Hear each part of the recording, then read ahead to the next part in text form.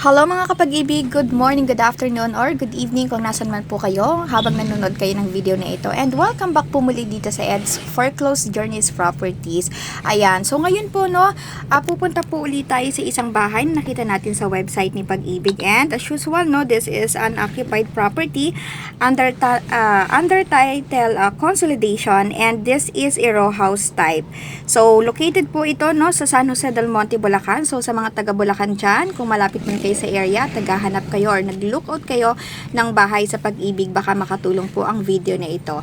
And bago ko po muli simulan ang ating vlog sa pagpapatuloy, maraming salamat po sa mga subscriber namin. Umabot na po tayo ng 1,000 subscriber. And muli po itong location na ito is papunta sa San Jose del Monte, Bulacan. As you can see, ito yung road. Nung time na pumunta ako dito is hindi siya sobrang matraffic. Pero ayun nga since San Jose medyo malayo yung area.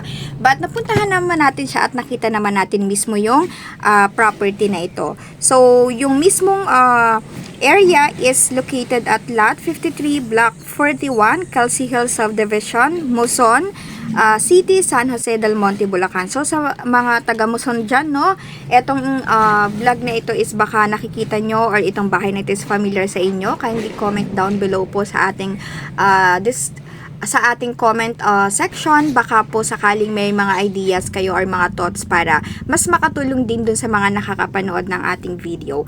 So ang starting bid offer nga po pala nito is 1,419,200. So again, this is a minimum bid offer, and as you can see, kapag nagbibid po tayo is as is where is, kung ano man yung kailangang i-renovate and everything, kayo po yung mag-a-adjust nun. Kaya sinasuggest ko po na wag masyado nating taasan pag nagbibidding tayo. At least 5% or 10% it's enough para idagdag dun sa starting minimum bid offer ni Pag-ibig. Kasi depende naman po yan sa mga magbibid. Syempre kino-consider din nila yung area ng lugar, yung layo, 'di ba, yung price.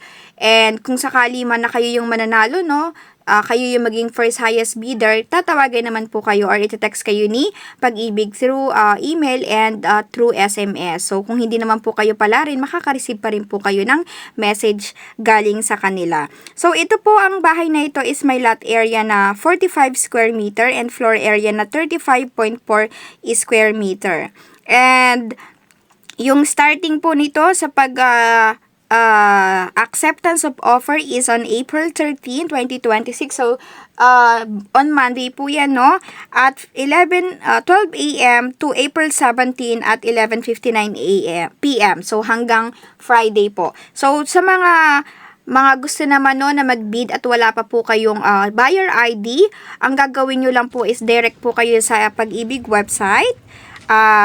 And susundan nyo lang po doon yung kailangan yung instruction na gawin. So, para magkaroon po kayo ng buyer ID. And usually po, nagtitake up to 1 to 3 working days po iyan. Makaka-receive po kayo sa email kung kayo po ay qualified. And kung sakali man na naka-receive na po kayo sa email at qualified po kayo, is makakapag-start na po kayo makapag-bid sa lahat ng mga pinupost nila sa Pag-ibig website. Ayan. So, muli nawa po is nakakatulong po itong video natin sa inyo, sa mga home buyers dyan.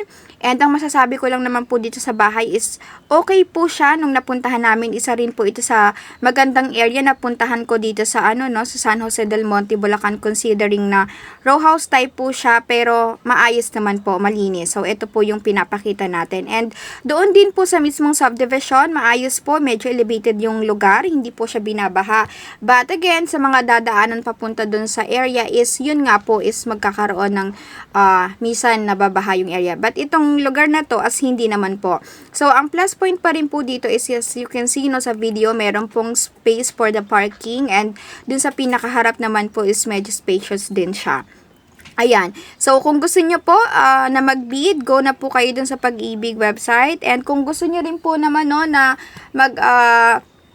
magkaroon pa ng more idea, you can also puntahan yung mga area na nakapost dun sa Pag-ibig para sa inyo po magkaroon kayo ng due diligence para nasakikita nyo mismo. Pero yung mga pinapakita po namin dito is ito po yung mga actual na talaga ng bahay dun sa nakapost sa kanilang website.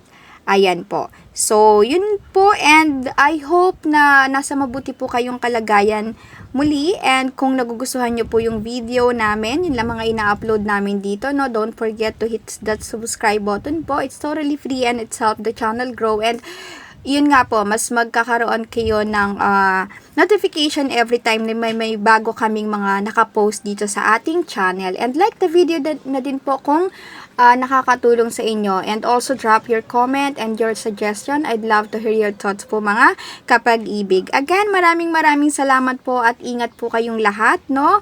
Kung nasan man po kayo ngayon. And God bless everyone. This is your Ed for Close Properties. See you in my next vlog. Thank you!